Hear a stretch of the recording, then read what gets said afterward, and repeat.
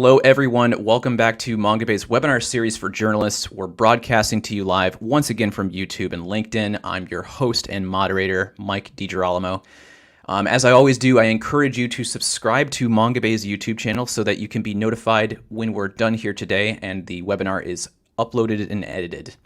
And also when our next one is planned. But don't forget, you can also get that information by subscribing to our Mongabay newsletter, which you can find on the opportunities page at mongabay.org. So today's webinar topic is transition minerals and technology critical elements such as lithium, cobalt, copper, and nickel.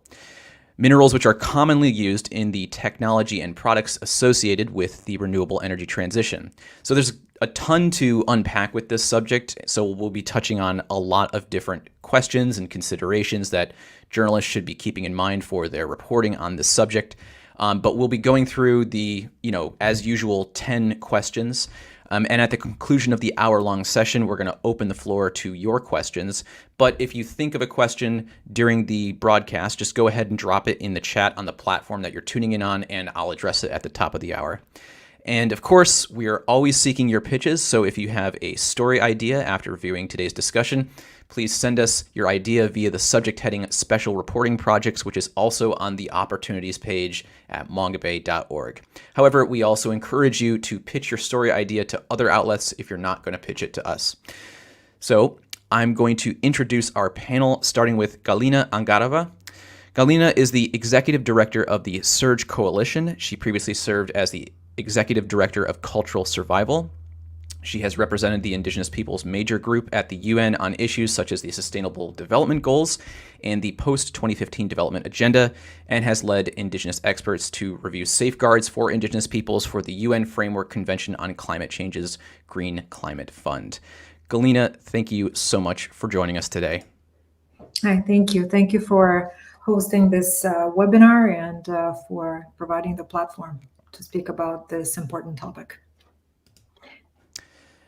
And also joining us is journalist and Mongabay contributor Ian Morse. Ian is a science and environmental writer with a focus in Indonesia and corporate climate action. He investigates land and extractive businesses, reports on the natural sciences, and writes the Green Rocks newsletter. His work has been published in Al Jazeera, China Dialogue, Mongabay, the New York Times, and the Washington Post. Ian, thank you for being here. Of course, good to be here. Thanks for hosting. Once more, we'll be giving each panelist an opportunity to address each question, and we'll be holding a 15-minute session at the end for your questions. So if you have a question, go ahead and drop it in the chat, and we'll address it at the top of the hour.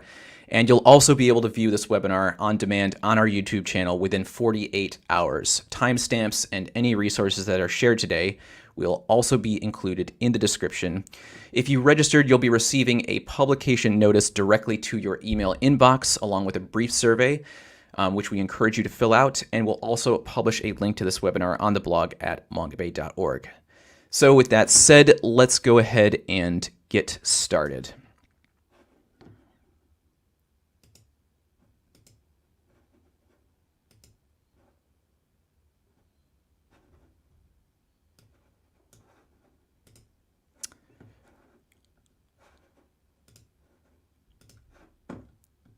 All right, so our first question. Currently, there's no universal standard accepted definition or list of critical minerals. We refer to them as transition minerals or transition critical elements or transition metals. So our first question here is, when journalists write a story on these minerals, what terms do you recommend they use? How do we simplify this topic for readers? And anyone is welcome to chime in. No, I can go first.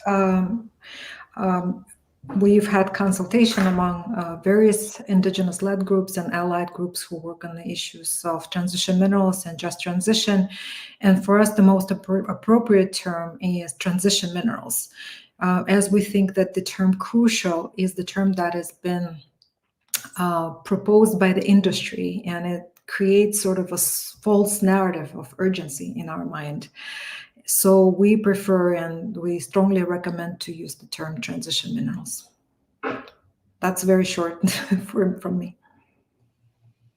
And then I can chime in. So my approach is, because there's all these different ways of designating which minerals are critical or for the energy transition, is that whenever I refer to them or need to refer to generally the minerals that are used in technologies that are meant to save the climate or whatever that may be, what I would prefer to do is use a kind of long descriptor like that, because there's a lot of like assumptions within something like energy transition minerals or critical minerals.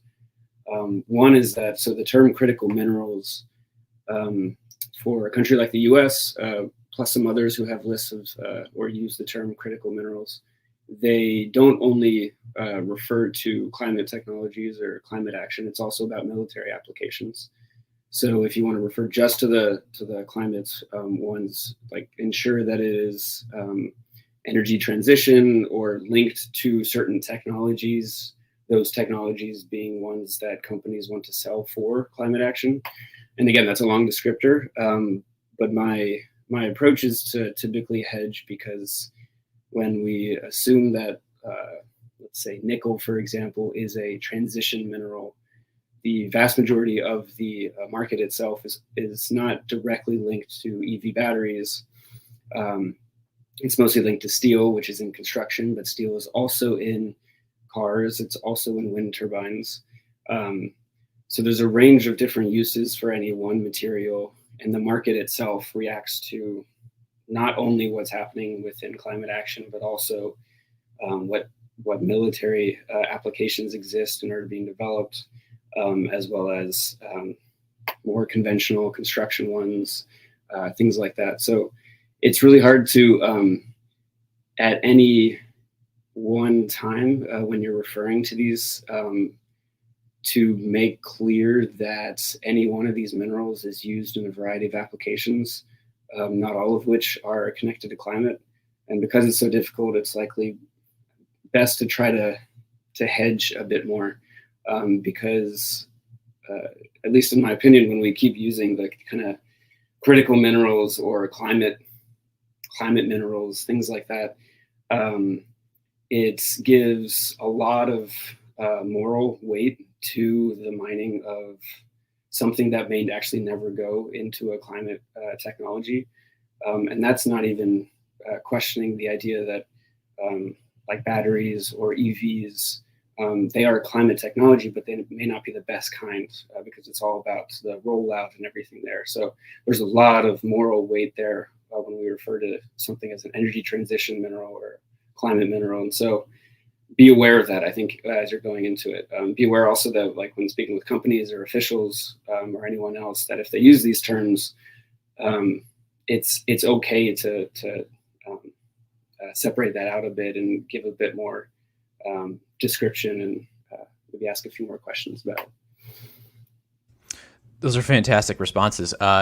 So with that said, I'm going to move on to the next question. So the concentration of transition minerals is relegated to a relatively small number of countries on the globe, and a few key minerals like lithium, cobalt, copper, and nickel. So what are some other key minerals, and what are the countries that we're referring to here, and what kind of geopolitical barriers to cooperation does this dynamic present? Maybe I can start here. I wanted to start talking about the geopolitical tensions and escalation that we are experiencing these days.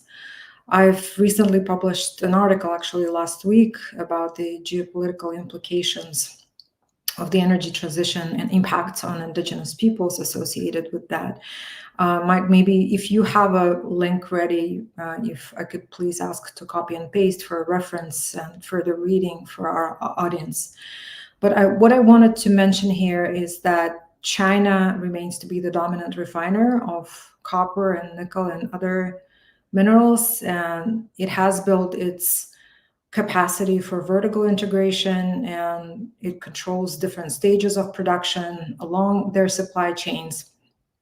And at the same time, the United States and other countries EU, for example, are largely dependent on China for processing and are therefore rushing to disentangle their supply chains from China at all costs, it seems like. And this political escalation is leading to more violence against indigenous peoples. And again, I just wanted to preface here, like, I'm an indigenous rights activist, and so a lot of the research and findings and statements that we do as part of the SIRGE Coalition is coming from the lens of indigenous people's rights.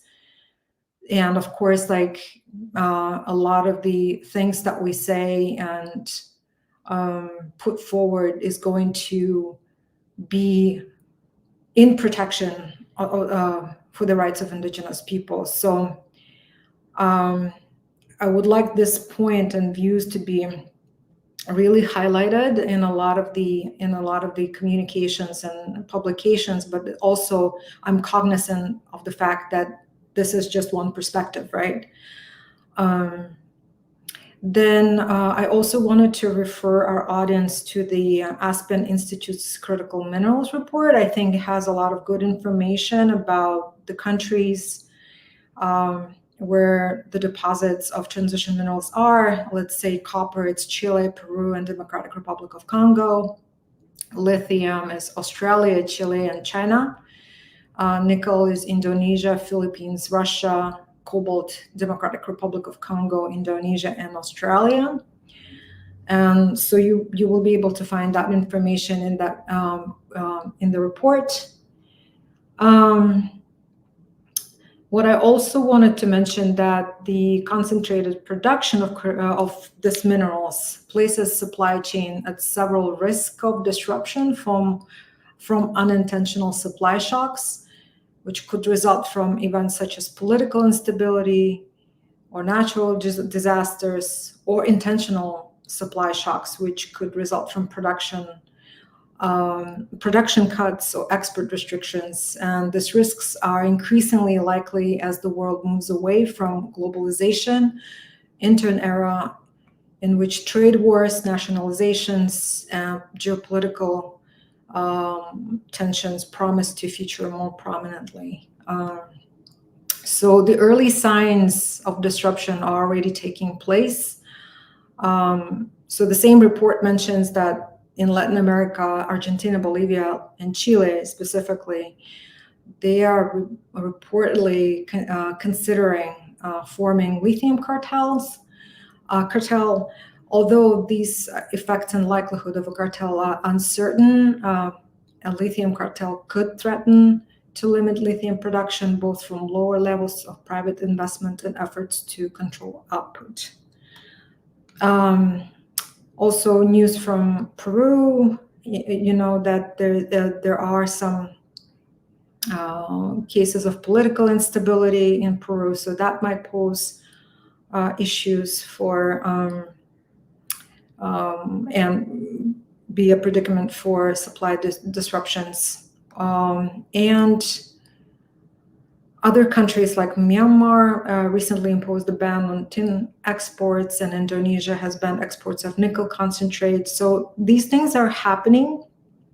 And my recent interaction, I was in Chile last month. I was meeting with a number of stakeholders, players, and what we've learned is that there is already a move in Chile towards nationalization and state-owned companies taking over the production of lithium.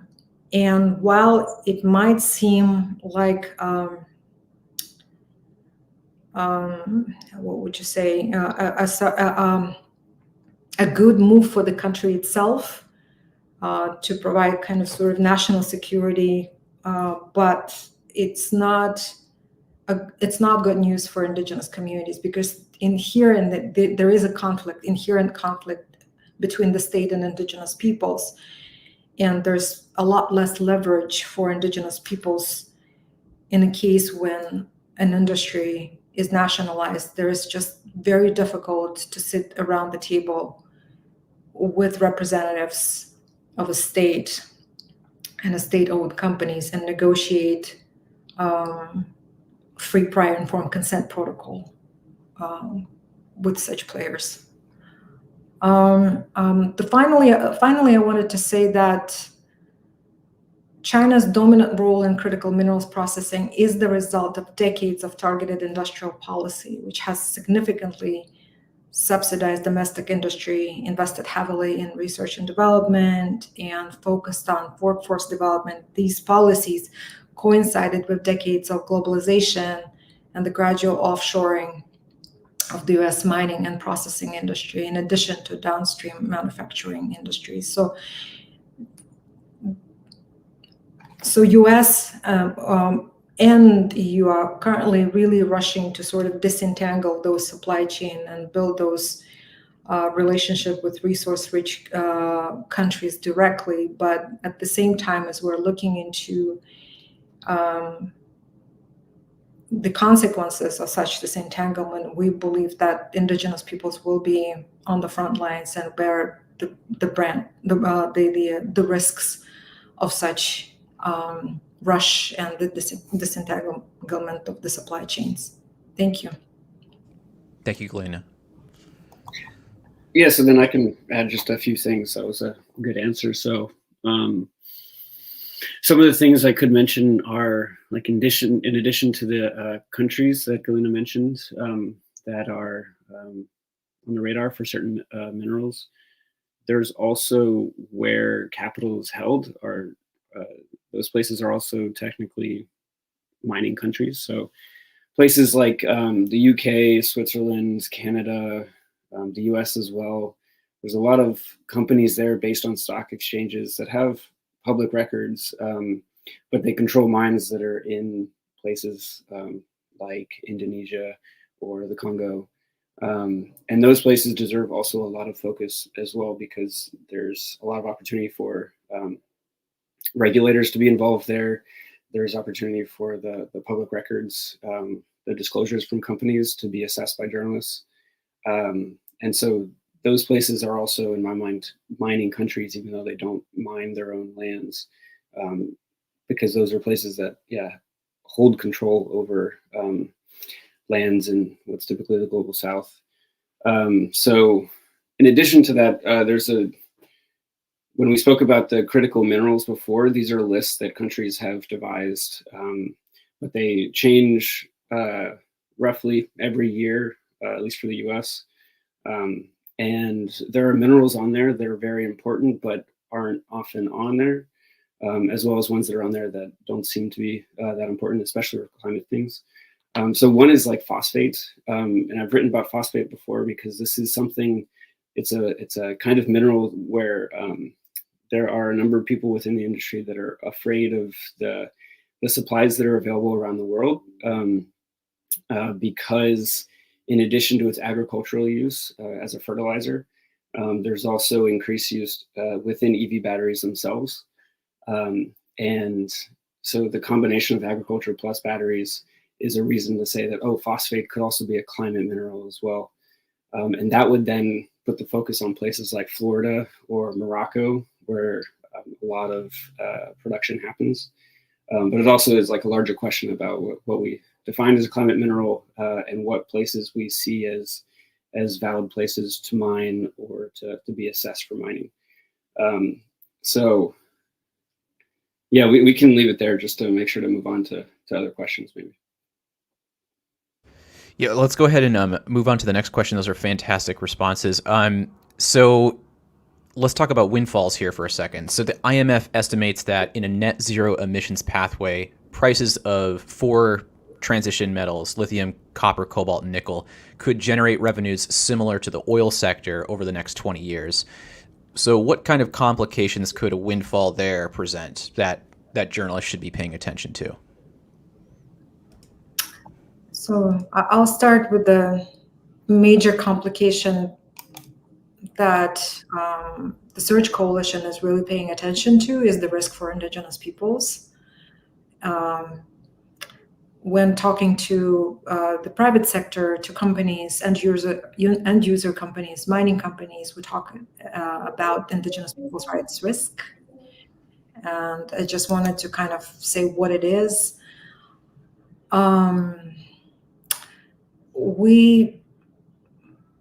The ultimate goal for us as Indigenous activists working in the space is to avoid repeating patterns from the oil and gas extraction and traditional mining in this energy transition.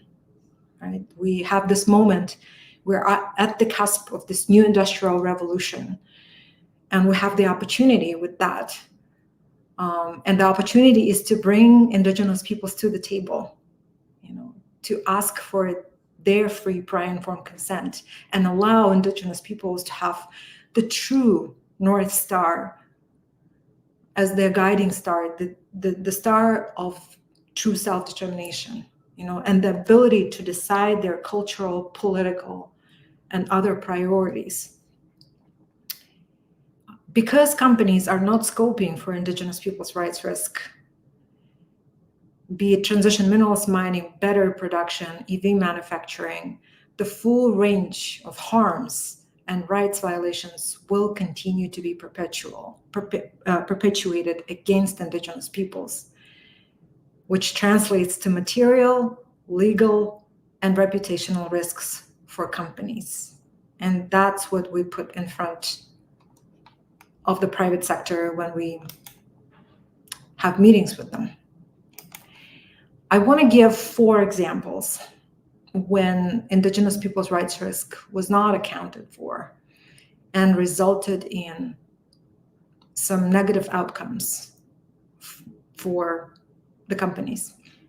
So the first case you all know about is the Dakota Access Pipeline. So 2 years prior to the Energy Transfer Partners breaking ground on the Dakota Access Pipeline, the Standing Rock Sioux Tribe stated that they did not consent to the project, citing concerns of harm to their water sources and community. So the Energy Transfer Partners did not disclose this fact to its shareholders, and the result is that Standing Rock and other impacted tribes protested and engaged stakeholders while amassing a potent global scale movement, which resulted in 3.8 billion projects exceeding to 12 billion. Despite litigation culminating in 2022 in favor of the tribes, their water supply is still in danger of revocable contamination. So this is one example.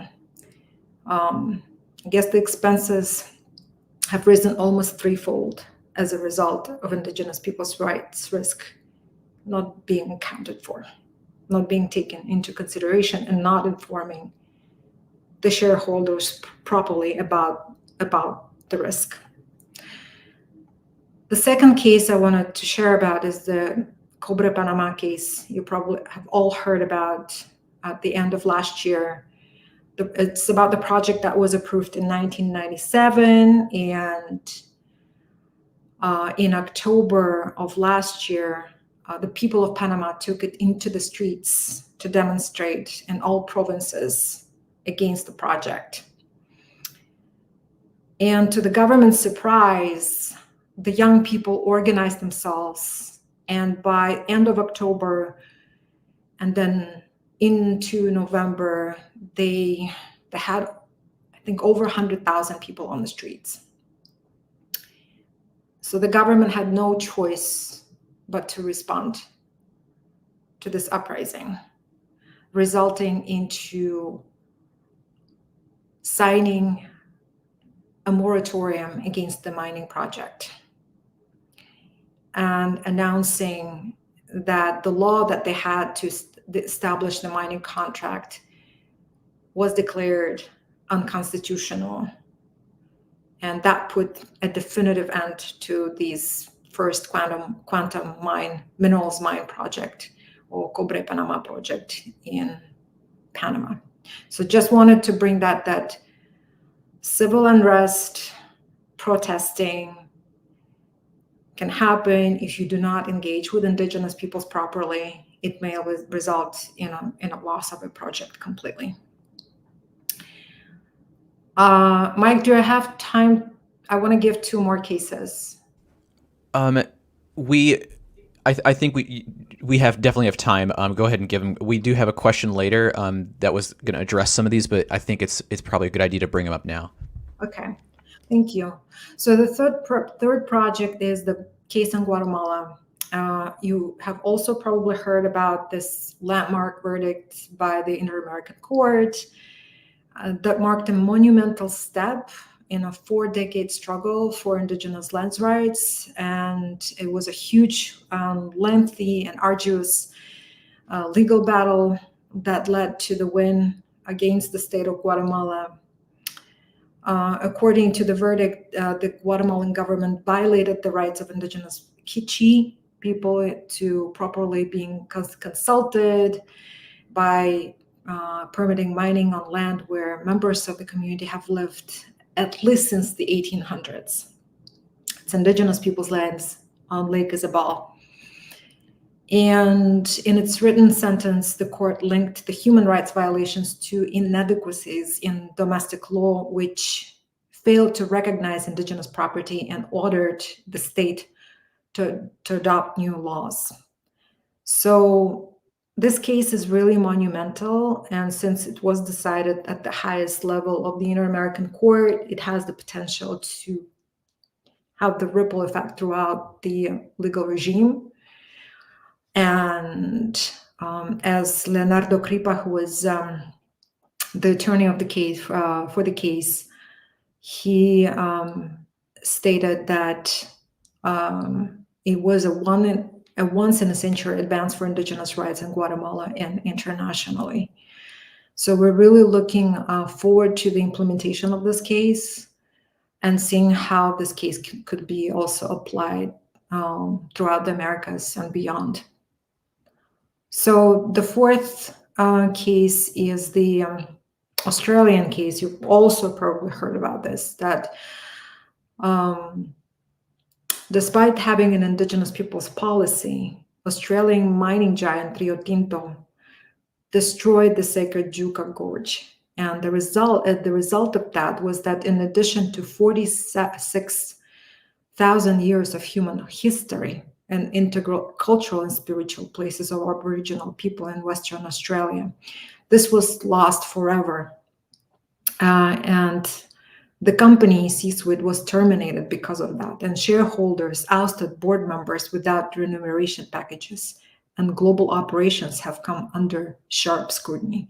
So these are just 4 cases, and I think that the list will keep being populated as we gather more evidence about how, if Indigenous people's rights risk is not accounted for, what would happen to a project that is not properly consulting and going through a protocol of free, prior, and informed consent with Indigenous peoples. Thank you very much, Galina. Those are great examples. There's a ton. I mean, especially in Latin America, there's amazing stories coming from there about interactions between protesters or activists. People are trying to just design different kinds of ways of interacting with mining in the context of climate. Ecuador is a hotspot to look at. There's stories always from there. People have been very smart about interacting with companies and government. Peru as well. So maybe tie back to the question. So the kinds of complications that a windfall may present. I mean, the kinds of questions are like, where are the revenues going, and where's the capital coming from? And so in addition to the cities I had mentioned before, like the UK and Canada, also China, if you speak Chinese, if you're able to access some records online, that's immensely valuable, because that's where a lot of decisions are being made. And then I think Galina already mentioned this, but Chile is trying to rewrite its regulations regarding lithium. There are problems with that, but it raises incredible discussions. Similar things are happening in Southern Africa. Zambia is one, especially. So yeah, I'll leave it. Actually, I do want to mention, so this question also refers to the IMF estimates. I think as journalists, it's very valuable to recognize where conflict of interest plays in. And so the IMF is a bank, and mining companies are huge financial institutions. They live by the understanding or predicting what the future is going to be like. So the expectation of a windfall is what mining companies and banks want to happen so that they can grow their business. And I think it's perfectly fine to question whether mining needs to play as large a role or the role that it is playing now into the future, because we don't know how EVs, wind turbines, solar panels will spread around the world. There's immense opportunity for trying to just redesign the entire energy transition. And so expecting a windfall will come and reporting it and writing that in articles may also be a self-fulfilling prophecy as well.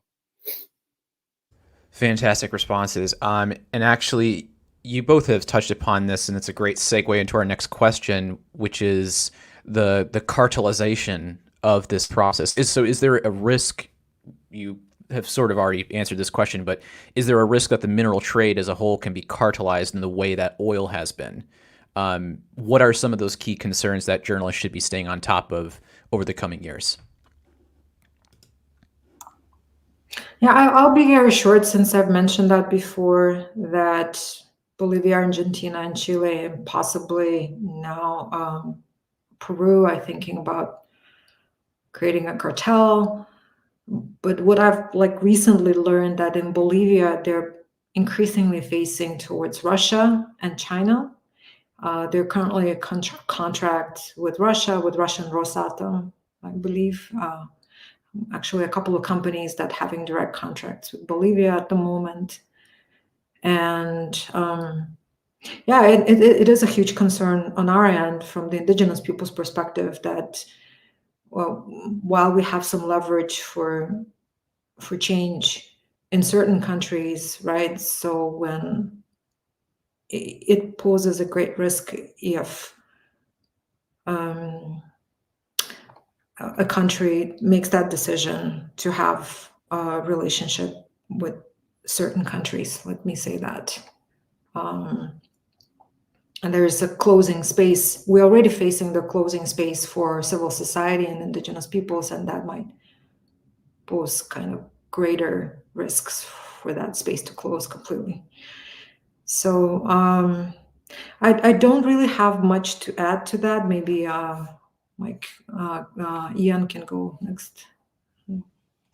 Yeah, let's see. So cartels, so minerals operate differently from oil, and one of the biggest things about it is that minerals can be recycled. A lot of minerals can.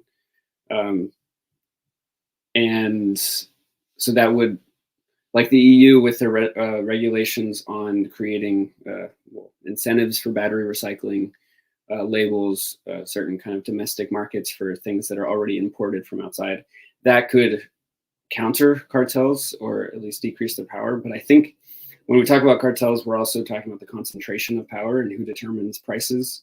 And that definitely is a big conversation, because the people determining prices, they're not necessarily, they're not even battery companies, they're not mining companies, they're often financial groups that operate in these cities where the capital is located, stock exchanges or otherwise. And that, in addition to the concentration of processing in China, those open up very valid questions, I think. You'll often see reactions to the concentration of power in China as, well, especially in the US, kind of hawkish policy. We have to make sure to bring the mining back home, or at least into friendly countries. There are a number of academics who have written extensively criticizing this approach, because it's, especially if it's for climate action, then there should be a lot more cooperation, and the antagonism doesn't help that.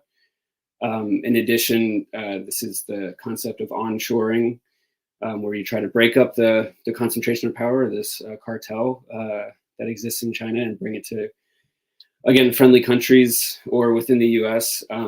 I think those kinds of discussions often brush right by the fact that no country actually has implemented the kinds of free, prior, and informed consent protocol that is in UNDRIP, which is this UN Declaration on the Rights of Indigenous Peoples, which is, at least what a lot of sources have said, is the best protocol for FPIC, for this consent protocol. But it's not actually implemented anywhere, so to bring it into the US may not be necessarily better, as we're seeing in the US, wouldn't be necessarily better than other places. So there's a lot, bigger questions, I guess, to ask about who has power in creating this large scale mining boom.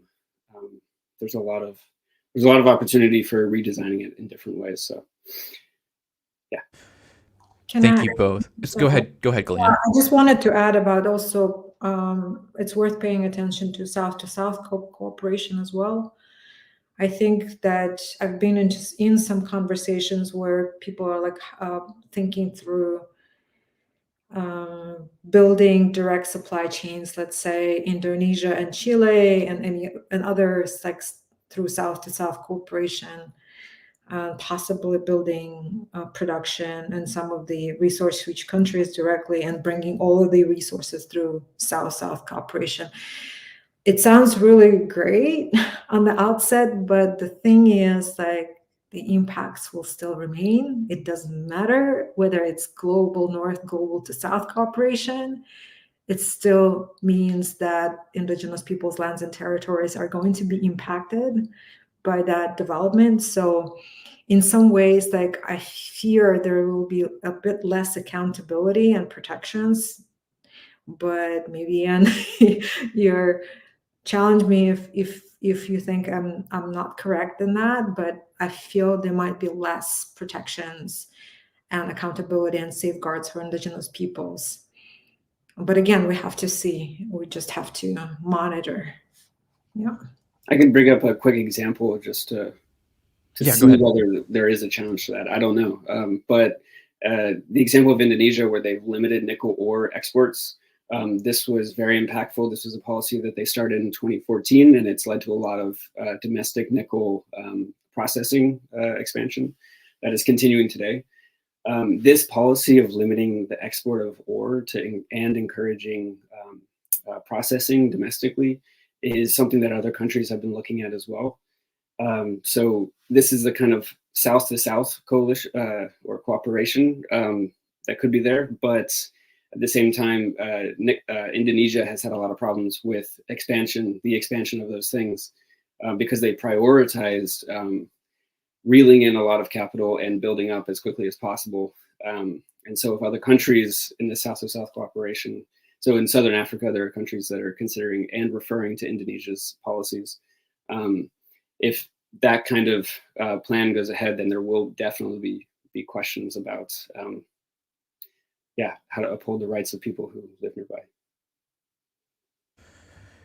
We're going to actually come back to this subject, and so let's put a pin in it real quick. But there's let's talk a little bit here about the environmental impacts. So some of our listeners may be aware that there was a UN report about a couple months ago that said that the extraction of raw materials could rise by 60% by 2060. And so there's actually, there's obviously a lot of questions from that. So what kinds of environmental impacts and planetary boundaries are of the highest concern in regard to the extraction of these minerals? And which ones should journalists be looking into right now? Well, I can probably start on that. So I will start with air quality as number one. Mining construction and operations can degrade air quality very quickly. So I will copy and paste some of the links that I have to some of the materials to provide later. The second is tailings. More than 220 million metric tons of mine waste is dumped into waters each year by mining companies, affecting aquatic life and polluting drinking water. Tailing dumpings destroy coral reefs, riverbeds, and seabed floors. There is no feasible technology to remove and treat tailings from the water after they've been dumped. 3, it's excess water consumption, affecting aquatic life, causing drought and worsening climate change. An example is Salton Sea in Lithium Valley. And in Chile, we mentioned Chile, right? So there are projects that are proposed in the Atacama Desert. I was just there last month, and it's extremely dry area. Water is very scarce, but still they're planning to extract lithium that requires incredible, just a lot of water. And that water, where is it coming from? And how are people supposed to live without water? So the 4th is loss of biodiversity and habitat destruction. A year ago, I was in, I was in Chile, but I was visiting other areas, such as Araucania, the land of Mapuche people. And I spent a day and a half in San Antonio municipality, or the town of Jojejo, where indigenous Mapuche group is fighting against the expansion of the existing deep water port, which is currently about a mile long. So, and the plan is to expand it throughout the beach to about 4 miles. And I was thinking, like, why exactly?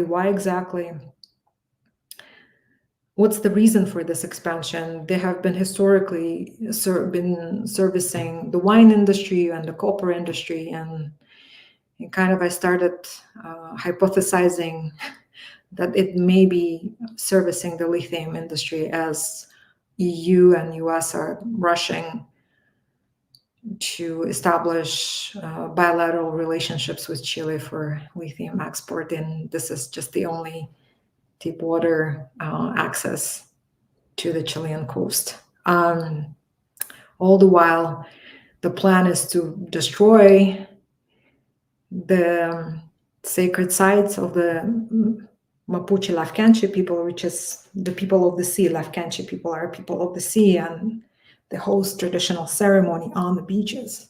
And that's exactly the beach on the other side, right next to the port, where the community there hosts their traditional sacred ceremony. And right next to it is the, I always forget this in English, but in Spanish, humedale, the marshlands, these extremely important biodiversity area, a home for the local bird species. And for a lot of indigenous peoples, our sacred sites are not just it's not a coincidence that a sacred site overlaps with an important biological hotspot, biodiversity hotspot. So these are the kinds of things that I think that indigenous peoples are facing, because not only the loss of biodiversity, the species, but also it has huge social impacts, because mining never comes alone. It has impacts throughout the area, with the processing facility, building, construction of new ports, in this case, but also increased rates of diseases because of air pollution, cardiovascular diseases, lots of stress, man camps. I did notice quite a heavy atmosphere in that town of Jorgejo. At night, there are hordes of young men walking around in an intoxicated state. Missing and murdered indigenous women. It's been a huge problem. And lost children, and it just comes with a host of different issues. It's not just biodiversity issues. So that just a few I wanted to mention and give an example. Yeah, I think that was a perfect answer. I think I'll just emphasize that tailings, this is mine waste. It's the largest product of a mine, but mining companies ignore it or often think of it as an afterthought, even though they may produce 99 times more waste than they do the actual mineral they sell. I'll emphasize the water as well. Mining companies are water companies. They need a lot of water to process all that rock. Air quality, I'll emphasize as well, is, yeah, the mining industry is, I think, 10% roughly of global emissions. And when you need power at a project, often the easiest power is diesel, coal. That's always a very important question for any project starting up. So ask that as a journalist.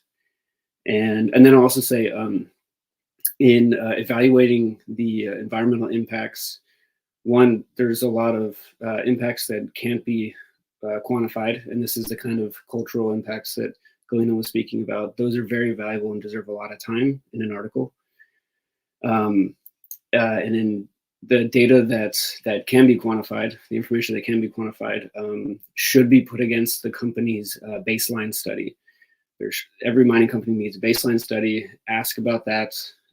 If they say that there was a certain kind of impact or there wasn't, ask for the data, ask to show it against what had been there previously, previous to the mine. Those are all very, firm questions that need to be posed by journalists. Great, thank you both. In the interest of time, I am going to jump forward to a question I think is very important, because we've brought up Indigenous rights consultation quite a few times, and so we need to talk about that. So from start to finish, there are these procedural requirements that mining companies and governments have to follow or are supposed to follow to respect Indigenous and human rights. However, they are technical. They're really technical. They require a lot of research, and they can be marred in national politics. And so, because of this, journalists sometimes don't understand or address these legal processes in their reporting on these, which often help assess which sources are legally in the right. So, what tips or resources can you share with journalists to help them better understand and report on the technicalities in the consultation, consent, and grievance processes? Galina, you can go ahead. I feel you're more the expert here. Yeah. So as we've all mentioned, there's the minimum standard for Indigenous peoples' rights, which is the UN Declaration on the Rights of Indigenous Peoples, right? So the free, prior, informed consent is enumerated as a collective right of Indigenous peoples to free, principle number 1, prior, principle number 2, informed, third principle, and consent. So to date, none of the nation states have met the minimum requirement of free, prior, informed consent, unfortunately. And it is, we are taking it upon ourselves as Indigenous leaders, as Indigenous activists, and our communities to uphold these rights. And another thing I wanted to emphasize, that FPIC is the right of Indigenous peoples. It's not the right of a company, companies, business, or governments. It's the right that belongs to Indigenous peoples. Therefore, Indigenous peoples are currently getting themselves ready and equipped to develop their own FPIC protocol. And it's the requirement for all companies coming to the Indigenous peoples' lands and territories to get themselves acquainted with those protocols that are put forward by Indigenous communities themselves. We are at SIRGE Coalition, we have developed a guidebook or guidelines of free, prior, informed consent, but that are specifically written for Indigenous leaders and their communities, where to start, what to know, what to take into consideration, and who to talk to. And we provide a list of resources. Again, I can't provide those those resources to you, Mike, after this webinar so that you can send it for distribution. Absolutely. You can send them to me and I'll put them in the show notes. Perfect. So I'll just mention a few things.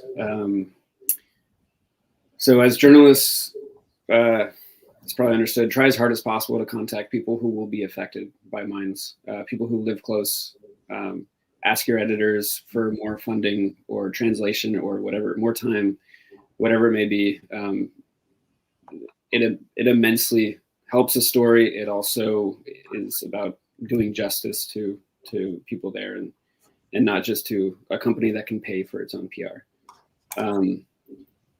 Yes, to emphasize again, when a company says that, oh, we followed the law, we get close to FPIC, whatever it is, there's no country where the law is enough.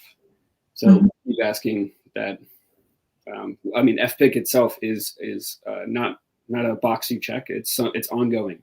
So when they say, oh, we've done consent, that's not a good enough answer. It's how do you continue the consent? People engaged. Also, as journalists, timelines are very important. When were certain permits received? When was capital received? When were permits received? When were things published? When does construction begin? Always with how are people kept on, where is consent? Is there consent on this? Is there consent on this? I think another thing is that when you do contact people who live near mines or proposed mines, mining companies, whether deliberately or not, they often divide communities. So people will be on various sides of a debate, and it's valid to include everyone's, of course, but be aware that some of the reason for the divide may be because suddenly there's a multinational company that's offering who knows what to some people. Mining also, they will say that a lot of companies say that they generate jobs. Mining is increasingly automated and increasingly controlled by people not really close to the mine at all. So if they're going to create jobs, where are these jobs? Where they specifically have they agreed actually to create or sign something committed to creating a certain number of jobs and maintaining those jobs? And then last thing is it may be counterintuitive, it may be intuitive, but talk to companies as much as possible because they likely will want to talk to journalists. And if they don't want to talk to journalists, that's very significant. But if you can, engage on their level a little bit, they will have a lot of information that is valuable for the public to know. And journalists have a unique position to funnel that information to the public, and that's what. And of course, analyze their answers. Allow yourself to be a little bit, critical, I guess. Can I add to that? Yes. Yeah, I just wanted to uplift what Deanne was saying about the conquer and divide strategy. It happens all the time when a company comes and they think that it's a great idea to go to a community and buy somebody's votes off. And I just wanted to share that does not constitute true FPIC. So attempts like that really break trust. If a company really wants to have a conversation with community and co-design an FPIC protocol or an engagement, this is not the way to do. This is not the way to approach a community. And we've had so many cases, with the oil and gas industry and mining, traditional mining, when a company will just buy a few leaders in a community and then they say that got the consent, but this does not constitute true FPIC. And I think for reporters, it's important to really do their homework and to meet with community members to understand the situation. And usually when we do site visits, we learn a lot what's happening on the ground, because just having a good conversation over dinner or a cup of tea and just spending a little bit of time to understand provides a lot of information. Yep. Great, thank you so much, Galina. We have time for one more like short question before we're going to open the floor to audience questions. And I understand there's actually quite a few questions we had planned that we didn't get to, so we may address some of those. Really quick though, so a arguably key ingredient to the energy transition is the recycling of minerals, which research indicates could replace between 25% and 55% of mining over the next 2 decades. So what are your thoughts on this? What are some stories journalists should be looking into regarding the improved efficiency and life cycle of transition minerals? I can take that one. Yeah. So let's see. Recycling is this piece of the circular economy. It's only one piece of a circular economy. There's also repair, there's reuse, there's a lot of reuse. I think a few things to know about the conversations that are happening within recycling is that lots of people within the industry itself even will say that recycling isn't a problem to be addressed now, because for something like EV batteries, we don't have enough material built up to start the recycling process. That's a common refrain. I think there's a few things to inject into that conversation. One is if we don't think about recycling right now, we're going to end up with a lot of batteries that are very difficult to process, and then we won't be able to get all the materials we can from there. Another piece is that recycling is often thought of as very expensive. That's always expensive relative to mining. So if mining itself, if the costs of mining were actually incorporated into mining new materials, then recycling would have a chance. So there's this really uncomfortable imbalance where it's just cheap to get land and start mining, cheap in the sense relative to building up recycling capacity. But there's very valid points to bring recycling into a conversation about reforming mining. They work in the same market. Let's see. Yeah, so if possible, so I started within mining, but then I realized conversations like this with recycling were also about the design of the batteries themselves, or design of products much further down the line. Because once you start designing batteries or products better, or design them for recycling, then it is so much more easy, so much cheaper as well to get the materials from them. And even the materials that are very cheap to mine, we have the technologies to get them from batteries, things like graphite, which is the biggest component in a lithium-ion battery.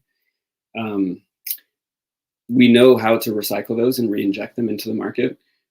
It's about then incorporating the cost of mining into that conversation.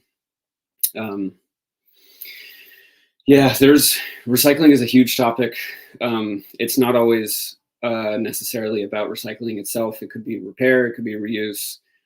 This is, I think maybe one other thing to inject into this is that when we determine how much recycling is needed, or how much it can, like the stat that was given in this question was that recycling could replace 25% to 55%, depending on the mineral and depending on the model of this future scenario.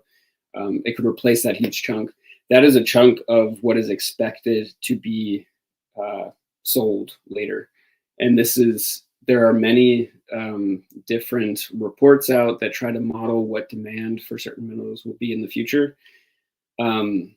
Those models deserve a lot of scrutiny, because there's decisions within it about how large certain batteries are, which materials are used, the rate at which they are sold, as well as the ecosystem that they're sold into, things like how many charging ports exist.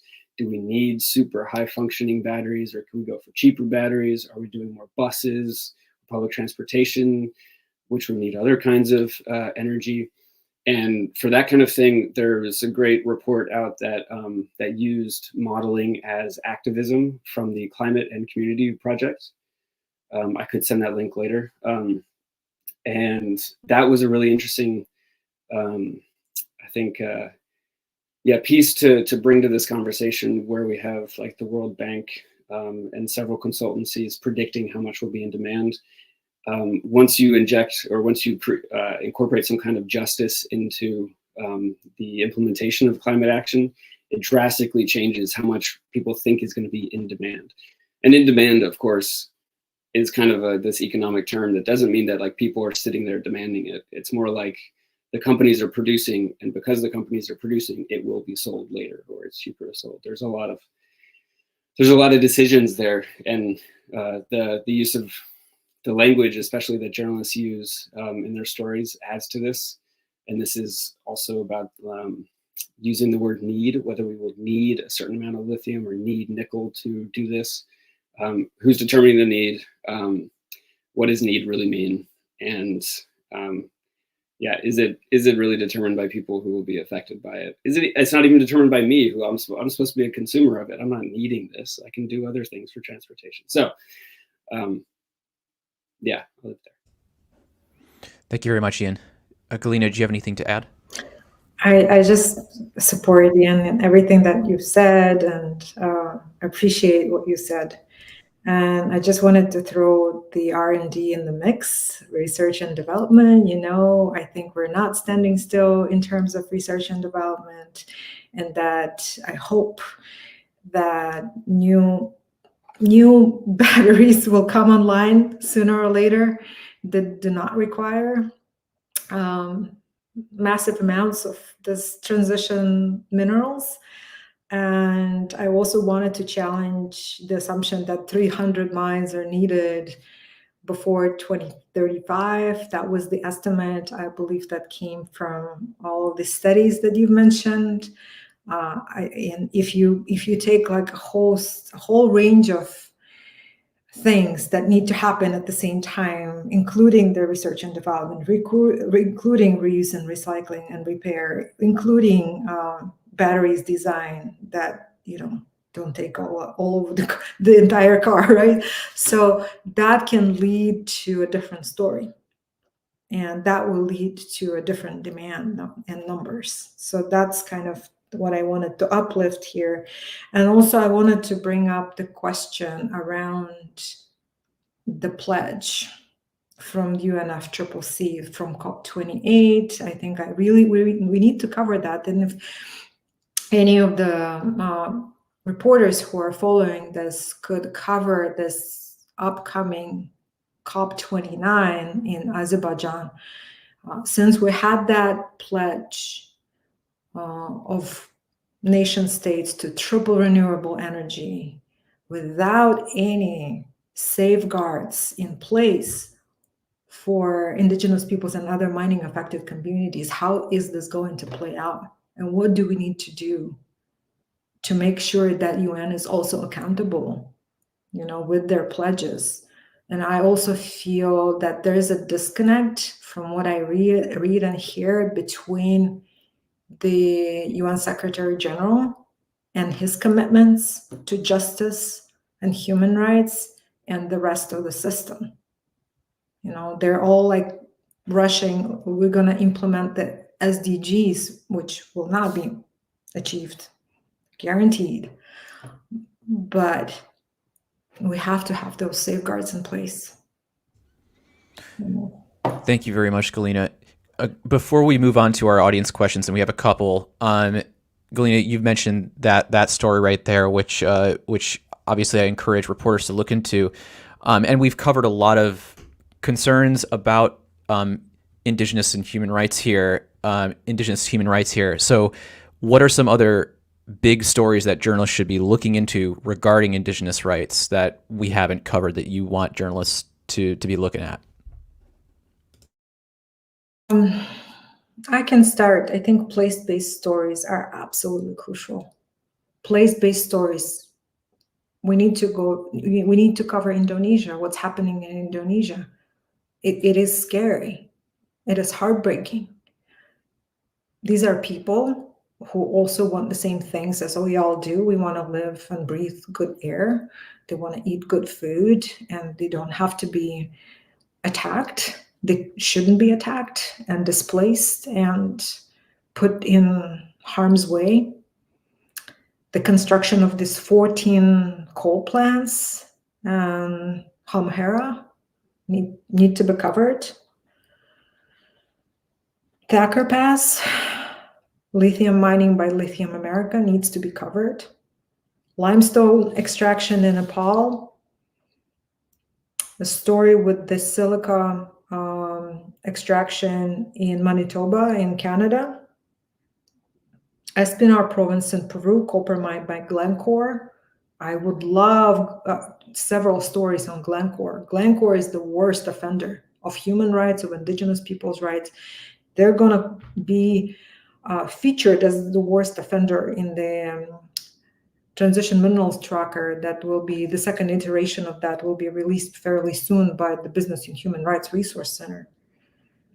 Atacama Desert in Chile, speaking directly to the affected community representatives.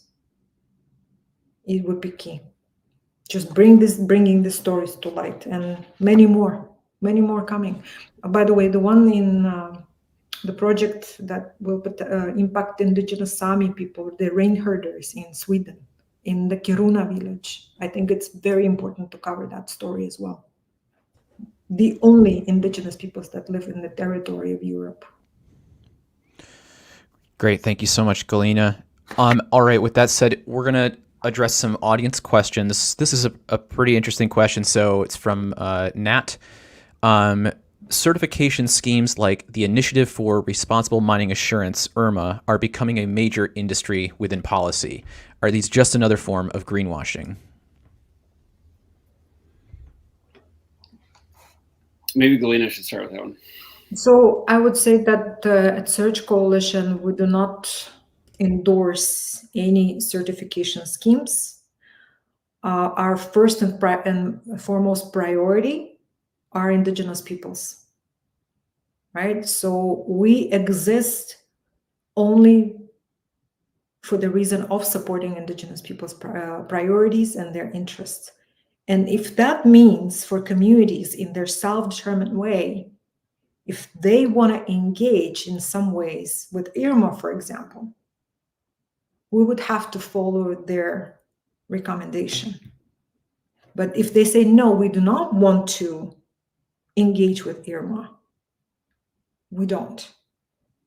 So again, in our work at SIRGE Coalition, our North Star, we are guided by the principles and the collective right of self-determination. And that means that indigenous peoples have the right to say yes or no, or maybe, or yes with conditions. There's a spectrum of decisions. Again, has been so much misunderstanding in the history of indigenous peoples' movement of what self-determination really means, right? We have to be very clear what it means. That if an indigenous community wants to engage in a project, in a transition minerals mining project, this is their right. The only thing that we can do on our end is to provide ample, complete information and disclosure and demand that the company provides full disclosure of potential impacts so that the community can make decisions fully informed. That's the essence of FPIC, free, prior, and informed. And then it may lead either to consent or withholding consent. When we talk to companies, we say, plan for the no.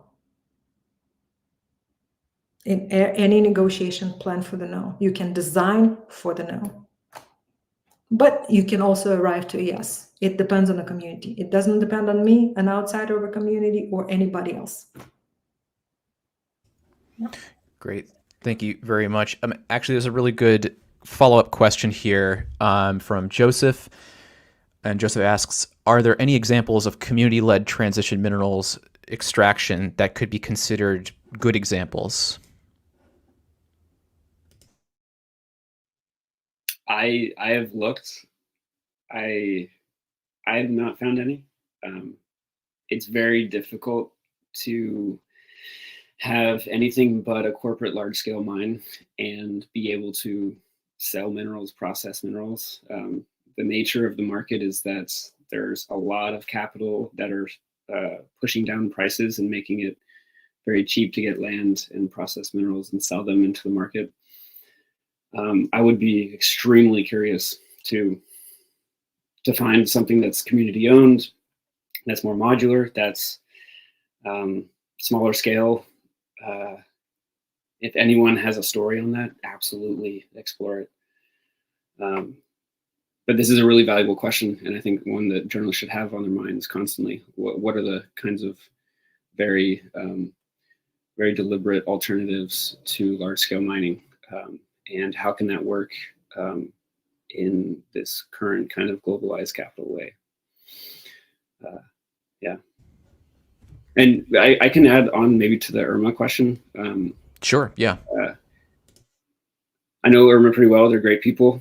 I think this should also be seen in the greater private sector regulating itself kind of sphere. And there's a lot of great researchers who have tried to examine how these things work, because naturally there's a lot of hope and optimism. There's a lot of smart people that have access to company records that can try to push them in certain ways.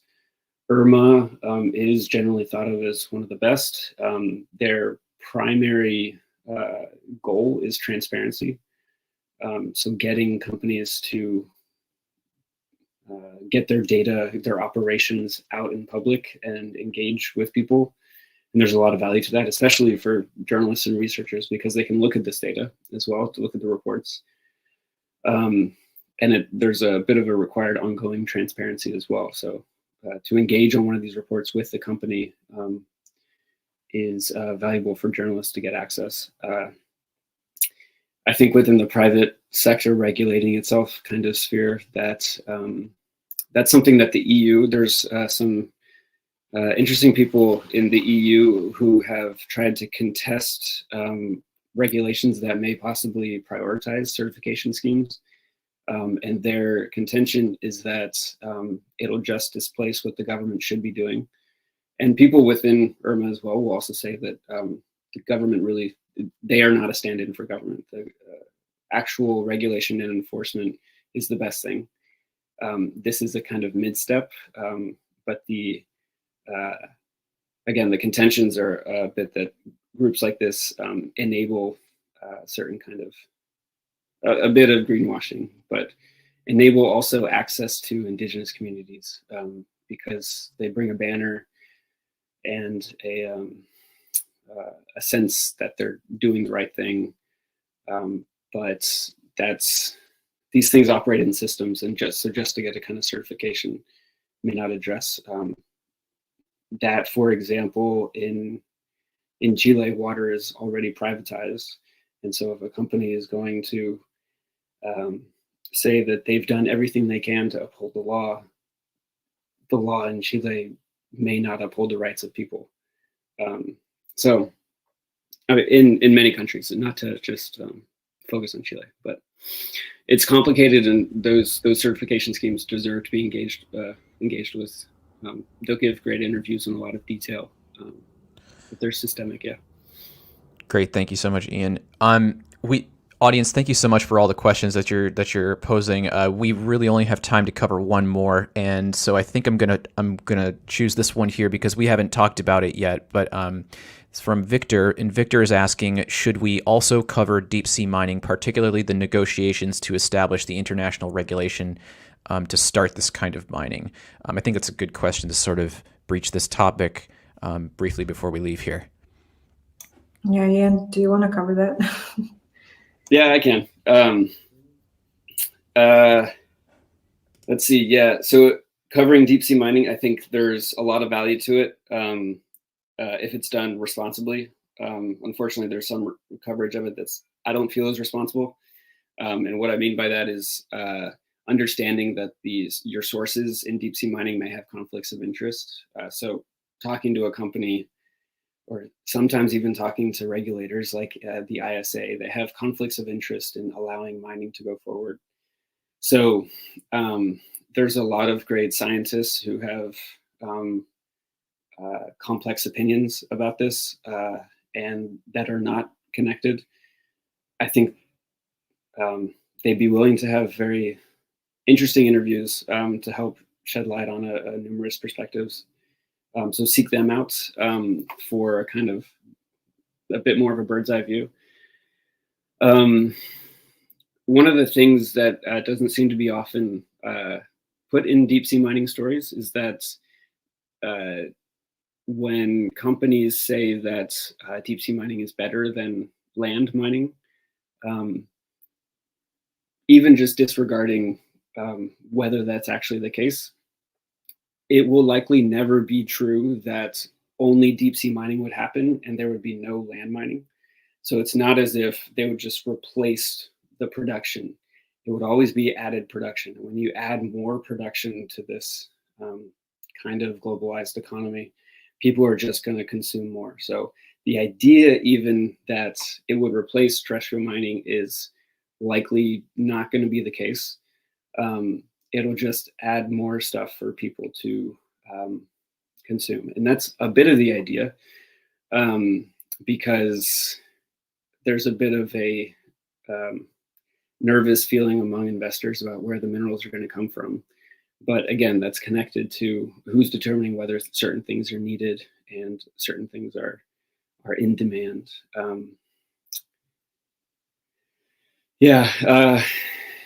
There's an additional piece to this, which I wrote for Mongabay a while back, which is about where liability lies if something goes wrong with deep sea mining. And this is a really interesting legal space because it's there are countries that have to sponsor the companies doing the mining in these kind of zones where there's no national jurisdiction. And it's possible that liability may fall to them if there's massive damages, such as to like tuna supply or to coral reefs or to whatever it may be. So it's possible that the countries that are also sponsoring deep sea mining may end up being on the hook for a huge bill that they can't pay for. And unfortunately, the companies, because of the way they're set up financially, it's possible for them not to care because they can cash out and leave. And that's the case for a lot of shareholders. And so, yeah, maybe to conclude on that point, it's the companies doing this are no one's located in this area except for people who don't have voices. By people, I also mean species. As well as the possible emissions that may come from it. I don't know. Do it really carefully if you're going to do it, and emphasize conflict of interest because it is everywhere. It's ridiculous. And final point: deep sea mining is a 30-year-old idea. They thought about it in the 1990s when nobody was thinking about nobody in power was thinking about the impacts of mining, or they thought that the ocean was a kind of just toilet where you could put a lot of pollution. Like pollution is dilution is the best pollution or something. Dilution is the solution to pollution. Thank you. Yeah. And so that was from the 90s. That idea is from the 90s. Even the people in power right now, values have changed, but there's still a lot of momentum that carries on from that time. So it's not even that they're making conscious decisions about this stuff. So, okay, I'll leave it there, I guess. Well, everyone, this was a really... So, Galina, did you have one more point to add there? Yeah, I wanted to go back to the question that was asked regarding cases, positive cases or cases when Indigenous peoples or communities were engaged in partnership. So I don't know a good case myself, but next week I am going to attend a conference organized by Business and Human Rights Resource Center in partnership with Indigenous Peoples' Rights International and Right Energy Partnership. And they will be presenting on shared prosperity and co-management models of Indigenous peoples with companies and providing those examples there. So I'm looking forward to learn. And as I mentioned to you before, Mike, is that I don't know everything. I know something. So I hope that was helpful, but I look forward to learning more about those shared prosperity and co-management models and share it later with you. Yep. Great, thank you. And yes, your perspective is immensely helpful, and as was yours, Ian. All right, everyone. That is all the time we have for. So I just want to give a big thank you to our panelists here for providing such an informative discussion on this really complex and ongoing developing topic. And thank you, audience, for all your wonderful questions and for participating in this webinar series as you do, which we always hope is continuing to inform the work that you do. Really quick, before we conclude, this webinar will be published on our YouTube channel in roughly 24 to 48 hours, along with timestamps and the resources that were talked about. And you'll receive a link to the video with the survey that we send, and it'll be published on our blog at mongabay.org as well. So if you have a story idea that you want to pitch to Mongabay, you can do so at the opportunities page at mongabay.org. Find the SRP that closely matches your story idea and send us your pitch. And please do sign up for our newsletter, which shares new paid reporting opportunities and job openings with us. And you can also subscribe and become a part of the growing webinar newsletter community and get information about our latest shows and our latest offerings. So I recommend you follow us here on YouTube, but you can also get updates via our accounts on LinkedIn, Threads, Mastodon, and Blue Sky, where we also post announcements. So thank you all so much, and we'll see you on the next one.